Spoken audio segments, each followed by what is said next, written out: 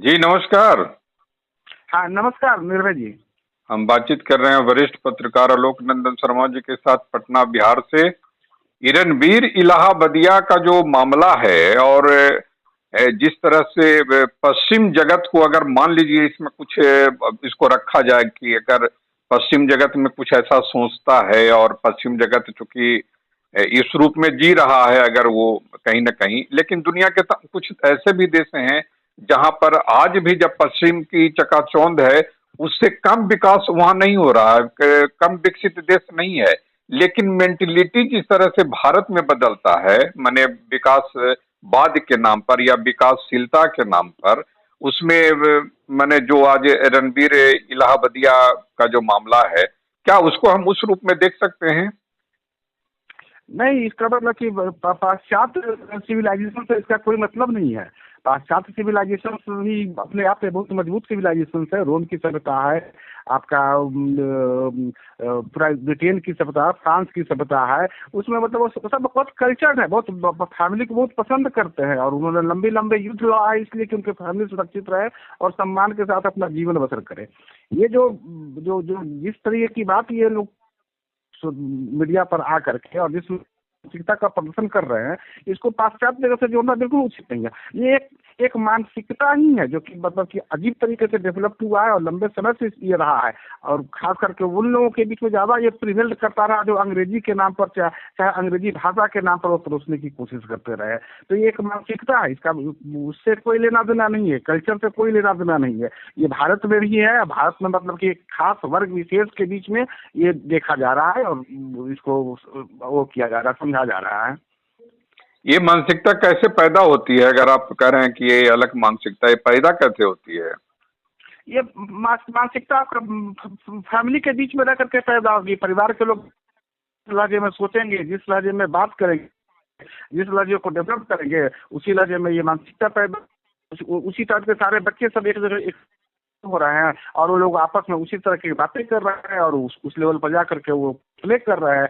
जिस जिस डिस्टॉर्शन का मतलब कि आप प्रदर्शन कर रहे हैं, उसका उसका उसका उसका पूरा का पूरा संबंध उनके पारिवारिक मतलब कि रहन सहन फैमिली बैकग्राउंड से है और उनके जो समझने का तौर तरीका वो सब वो डेवलप कर रहा है। एक बहुत इंपॉर्टेंट चीज वो है पिछले कुछ समय जो डेवलप हुआ है और जो तकनीकी रिवॉल्यूशन आया है, पहले भी था ये सोसाइटी में, ऐसे बच्चे पहले भी थे, स्कूल में भी ऐसे बच्चे पहले थे जो कि बहुत निम्न स्तर पर जाकर के अपनी मानसिकता का प्रदर्शन करते थे और औरों को भी प्रोवोक करते थे कि तुम भी इसी तरह के सोचो समझो। लेकिन जो तकनीकी रिवॉल्यूशन हुई है और जो तकनीकी रिवॉल्यूशन के बाद जो कनेक्टिविटी जो बढ़ी है, ग्लोबल कनेक्टिविटी बढ़ी है, उसमें ये चीजें खुल करके लोगों एग्जिबिट कर रहे हैं, सामने ला रहे हैं, मंच बना करके ला रहे हैं। इंडिविजुअल लेवल पर जब था तब तक ठीक था, जब मंच लेवल पर ला करके आप बना करके पूरे दुनिया में उसको आप ब्रॉडकास्ट कर रहे हैं, दिखा रहे हैं और बड़ी बेशर्मी और बेहयाई के साथ दिखा रहे हैं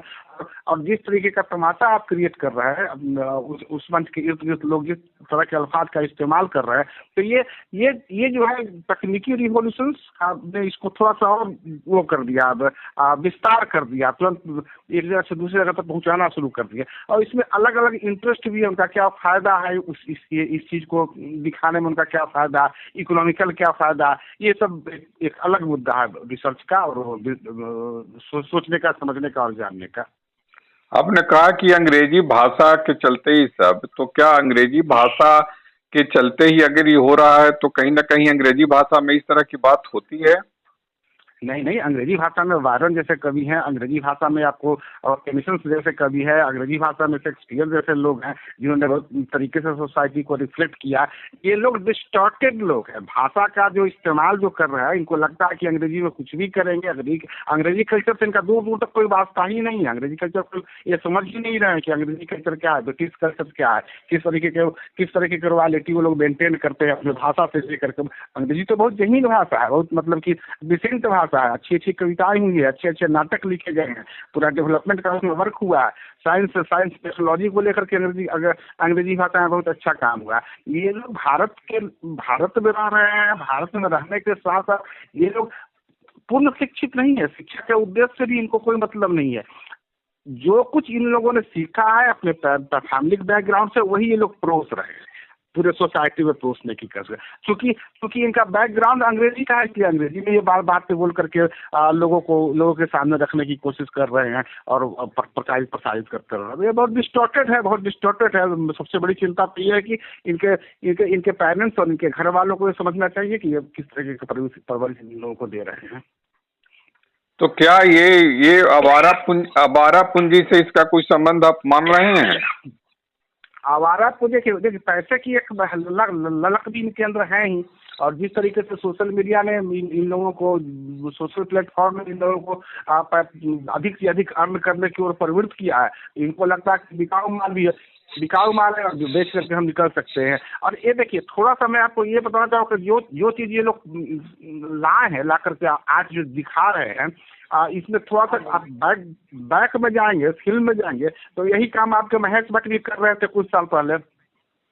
दो दशक पहले यही काम कर रहे थे। बिजनेस मतलब कि वो ऐसी सिगरेट की फिल्मों का वो कंसेप्ट लेकर के आते थे और उसको ला करके इंडिया में, भारत में उसको प्रमोट करते थे, उसको दिखाते थे, उसको तरीके से उसको बेचते थे और पैसा कमाते थे, और वो जो पूंजी है जो वो अर्न करते थे।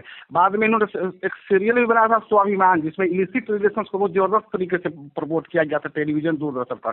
और घर में मतलब कि मिडिल फैमिली और हायर मिडिल क्लास फैमिली में वो स्वाभिमान सीरियल बहुत लोकप्रिय हुआ था, क्योंकि उनको देखने में पहली बार लगा था कि अच्छा ये इलिसिट रिलेशंस फैमिली के लोगों के बीच कैसे कैसे डेवलप हो सकता है, कैसे कैसे हो रहा है। तो एक आकर्षण का ये केंद्र बना था।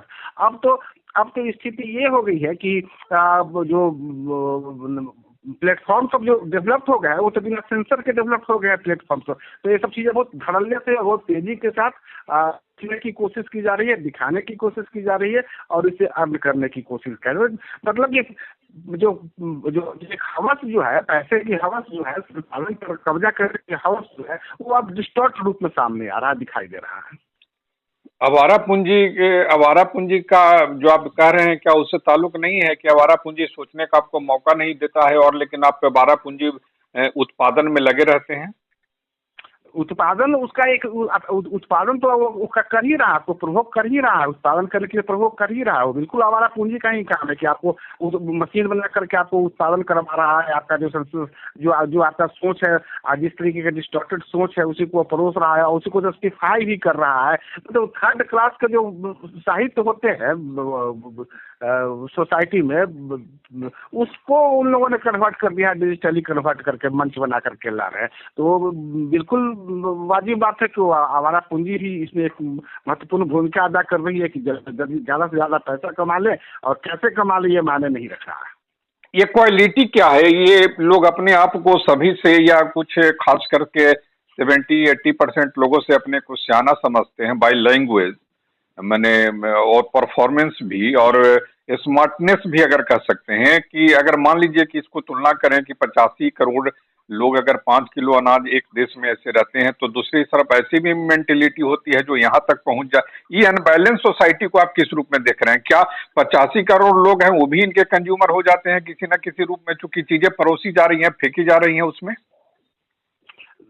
जब ऐसी चीजें सामने आती हैं तो थोड़ा सा सुनने में लगता है तो कुछ लोग उसकी ओर अट्रैक्ट होते ही होते हैं। ऐसा तो है नहीं कि सेक्सुअलिटी जो है और जो सेक्सुअल डिस्कोर्स जो है जो किसी वर्ग विशेष में बन करके रह गया। हाँ, उसकी अभिव्यक्ति के तरीके अलग अलग हो सकते हैं। जिस तरीके का भाषा और जिस तरह के कंटेंट का इन लोगों ने इस्तेमाल किया, मुझे लगता है कि झोपड़पट्टी के इलाकों में, ऐसे इलाकों में जहाँ गरीबी बहुत ज्यादा है, वहाँ भी इस तरह के कंटेंट आमतौर पर बोलचाल की भाषा में इस्तेमाल किए जाते हैं, लेकिन उनका डिजिटलाइजेशन नहीं हो पाता, उनका प्रसार नहीं हो पाता है। लेकिन इन लोग जब आप आर्ट फॉर्म की बात करते हैं, जब आप कला फॉर्म की बात करते हैं, तो आपको कहीं ना कहीं इस बात को लेकर के तो अलर्ट रहना ही होगा कि आप जो फॉर्म दे रहे हैं, जिस तरह की प्रस्तुति दे रहे हैं, उसका दूरगामी परिणाम क्या होगा, तत्काल में उसका क्या प्रभाव पड़ेगा। और खासकर तब तो आपकी जिम्मेदारी बहुत अधिक बढ़ जाती है जब आप उच्च पोस्ट से आप सम्मानित किए जाते हैं, आपको सम्मान दिया जाता है, आपको मोबिलाइज किया जाता है, तब जाकर के आपकी जिम्मेदारी ज़्यादा बढ़ जाती है। तो असल मतलब कि जो मामला जो है ये इस राज्य में ज़्यादा मतलब कि खौफनाक और खतरनाक हो रहा है कि आपको जिस उच्च पोस्ट से सम्मानित किया गया उसका भी आप सम्मान नहीं करके आप अपने जो नाली के कीड़े वाली प्रवृत्ति है उसी का प्रदर्शन करते चले जा रहे हैं। तो ये थोड़ा सा मतलब कि अटपटा लगता है और थोड़ा सा परेशान करने वाला मामला है। एक सम्मान वाली जो बात कह रहे हैं, तो क्या इस तरह की कोई एक मैंने सोसाइटियस प्रोसेस होना चाहिए कि भविष्य में जैसे आज जिस बात को लेकर पीएम मोदी की भी कहीं ना कहीं थोड़ी सी आलोचना शिकायत निंदा हो रही है कि कंटेंट में इन्फ्लुएंसर के रूप में आप इनको ऐसे लोगों को ये करते हैं, क्या अब उसकी कोई जांच प्रक्रिया नहीं होती है या सिर्फ यूं ही मैंने कोई है कि चूंकि उनके पास व्यूअरशिप ज्यादा है आप उसके आधार पर इन लोगों को दे देते हैं, बाद में इनका चरित्र और चेहरा सामने आता है? देखिए उन लोग का जो काम करने का तरीका है, वो लोग बाकी में ऐसे लोगों को ढूंढ रहे होते हैं। वो लोग क्या मतलब हर कोई कंपनी से लेकर के पॉलिटिकल पार्टी से लेकर के जितने बड़े ऑर्गेनाइजेशन है उन सबों की आज यही डिमांड रहती है कि इन्फ्लुएंसर्स को बुलाओ, इन्फ्लुएंसर्स का लिस्ट लाओ, इन्फ्लुएंसर्स का लिस्ट बनाओ और उसके एज ग्रुप के आधार पर उनको सेग्रीगेट करो और जो भी प्रोडक्ट उनका है उनके माध्यम से उनको प्रमोट करने की कोशिश करो और उनको उसके एवज में उनको पेमेंट भी करो। तो जब जब जब पॉलिटिकली किसी उद्देश्य की प्राप्ति के लिए आप किसी इन्फ्लुएंसर्स को पकड़ते हैं, उसको ला करके फिर आप सम्मानित करते हैं, स्टेट लेवल पर ले जा करके सम्मानित करते हैं, तो आपका वेस्ट इंटरेस्ट होता है, कहीं ना कहीं आपका इंटरेस्ट होता है कि ऐसा करके आप एक जो उस इन्फ्लुएंसर से जुड़े हुए जितना भी लोग हैं उनको आप प्रभावित करने की कोशिश कर रहे हैं, उनको अपने साथ में लेने की कोशिश कर रहे हैं, उनको अपने आइडियोलॉग से जोड़ने की कोशिश कर रहे हैं। इस हड़बड़ी में चूंकि अभी आपने कहा था कि पूंजीवाद सोचने का मौका नहीं, हमारा पूंजीवाद का जो स्टाइल्स जो है, फंक्शंस जो है, वो सोचने का मौका नहीं देता है। तो यहाँ भी सोचने का मौका नहीं मिलता है, ना दिया जाता, वो सिर्फ एक्ट करते रहते हैं। और एक्ट करने के दौरान होता क्या है कि आप बहुत कुछ लाइक करते हैं और गलत लोगों को ला करके आप सम्मानित करते हैं, उनका महिमा मंडन करते हैं, उनको पैसे भी देते हैं और उनको अपने तरीके से इस्तेमाल करने की कोशिश करते हैं। बाद में जब ऐसे सामने आती है तो आपकी भी भद्द पिटती है। तो अभी जो 20 साल में जो कुछ हो रहा है, जो ट्रांसफॉर्मेशन का एरा है, ये बहुत तेजी से ट्रांसफॉर्म किया है चीजें। तो इसमें जो छलनी जो सब है, जो जिसे छाल करके आप चीजों को किसी खेमे में रखते हैं अच्छाई और बुराई का, तो वो पैमाना सब ध्वस्त होता चला गया। उसके लिए आपको नई छलनी, नई सेंसर बोर्ड, नए तरीके से लोगों के एक्सप्रेशन ऑफ मोड को कंट्रोल करने के नई विधि की तलाश करनी होगी। तो ये सब बहुत जरूरी है। और पुराना सेंसर बोर्ड खत्म हो चुका है, चूंकि बहुत कुछ बदला है, समय के साथ बहुत कुछ बदला है, बहुत कुछ बदल रहा है। तो नए तरीके से आपको सेंसर बोर्ड का भी गठन करना होगा, OTT प्लेटफॉर्म का भी गठन करना होगा, ये पॉडकास्ट का जो प्रणाली है इस पर भी आपको कड़ाई से नजर रखनी होगी। कम से कम ऐसी बातों को तो आपको रोकना ही होगा जिससे सोसाइटी को नुकसान पहुंचता हो। ये जिम्मेदारी है, स्टेट की जिम्मेदारी है, ये बहुत प्रोमिनेंट और प्रमुख जिम्मेदारी है। एक आखिरी सवाल कि क्या आपने कहा था अभी कुछ देर पहले कि ये बहुत एजुकेटेड लोग नहीं हैं, तो क्या आपको लगता है कि आवारा पूंजी और अनएजुकेटेड पीपल माने हाफ एजुकेटेड पीपल, तो आवारा पूंजी हाफ एजुकेटेड पीपल और उसके बाद दोगली संस्कृति और उससे निर्मित दोगली भाषा, एक ऐसी भाषा जो आपके पास एक अपनी पहचान की भाषा है लेकिन उसको आप इतना विकृत कर दे रहे हैं और उसको समाज में परोस रहे हैं और वो कह रहे हैं कि ये मेरी क्वालिटी है और यू शुड फॉलो दैट, माने इस तरह से आप उसको ये करते हैं तकनीक के माध्यम से, जो आप कह रहे हैं कि लगातार फेंकने की जो एक तकनीकी दुनिया आ गई है। जी अब ये पहले ये लोग सीमित थे, जहाँ यहाँ गंदगी करते थे, जहाँ ये लोग मतलब कि अपना मल मूत्र का परित्याग करते थे, उसका गंध दुर्गंध लोगों तक नहीं पहुंच पाता था। लेकिन जब से ये जो तकनीकी रिवॉल्यूशन हुआ है तो हर चीज का एक प्लस एंड माइनस होता है। तो तकनीकी रिवॉल्यूशन पूरी तरह दो धारी तलवार है। इस पर आप सवार एक बार जब इसको आप इस्तेमाल करने लगते हैं तो हो सकता है कि आपका गर्दन काट दे या हो सकता है कि ये सामने वाले का गर्दन काट दे। तो ये दो धारी तलवार की तरह काम करते हैं। आपकी पूरी गंदगी जो है उसको आप तुरंत प्रसारित करने की दिशा में आगे बढ़ जाते हैं। और यही हुआ है इसमें। पहले भी ऐसी गंदे लोग थे, ऐसे गंदी मानसिकता के लोग थे जो कि छोटे छोटे समूह में बैठ करके इस तरह की बातें किया करते थे, इस तरह के विचारों को अभिव्यक्त करते थे। अब इनको एक प्लेटफॉर्म मिल गया है, इस तकनीक के माध्यम से एक मजबूत प्लेटफॉर्म इन्होंने पकड़ लिया है, तकनीक को पकड़ लिया, और वो उसको पूरी दुनिया में एक बार में प्रसारित करने की स्थिति में आ गए। इनकी भी समझ नहीं है, क्योंकि तुरंत ये माफी भी मांग रहे कि नहीं, हमसे बहुत बड़ी गलती हो गई है, ये हो गई है, हमको क्षमा किया जाए, ह्यूमन बीइंग समझ करके हमको क्षमा किया जाए। तो ये ह्यूमन बीइंग के नाम पर माफी मांग रहे हैं, ह्यूमन बीइंग को समझ करके क्षमा किया जाए। तो जबकि ये पूरे समूह में है, एक लड़की भी साथ बैठी हुई है, वो भी गंदी गंदी बातें कर रही है, बहुत बुरी तरीके से गंदी गंदी बातें कर रही है। हमको नहीं लगता कि इनकी बातों को इनके फैमिली वाले भी सुनेंगे तो मतलब कि बहुत चकरा जाएंगे, और कैसे हिम्मत कर ले रही कि ऐसी बातें कर ले रही है। तो ये सब है। तो इनको कंट्रोल करना, इनको कैसे सबक सिखाना है, कैसे इनको दिखाना है। लोग तो इनको ट्रोल कर ही रहे हैं, लोग इनके खिलाफ बोल ही रहे हैं, लेकिन एक जिम्मेदारी बनती है, एक स्टेट की भी जिम्मेदारी बनती है, एक प्रशासन की भी जिम्मेदारी बनती है कि ऐसी चीजों पर वो कैसे अंकुश लगाएं, कैसे और रोके, और कैसे इन लोगों को थोड़ा सा हतोत्साहित करे कि नहीं, इस तरह की बातें नहीं होनी चाहिए। जबकि आप थोड़ी थोड़ी चीजों पर अरेस्ट करने लगते हैं, कोई पॉलिटिकल बयानबाजी करता है तो आप अरेस्ट करते हैं, कोई आइडियोलॉजिकल बयानी करता है तो अरेस्ट करते हैं। तो इस सब चीजों में भी आपको कुछ न कुछ उस टाइप का मामला आपको लाना होगा ताकि चीजें कंट्रोल रहे। बातचीत के लिए आपका बहुत बहुत आभार। नमस्कार। नमस्कार, धन्यवाद।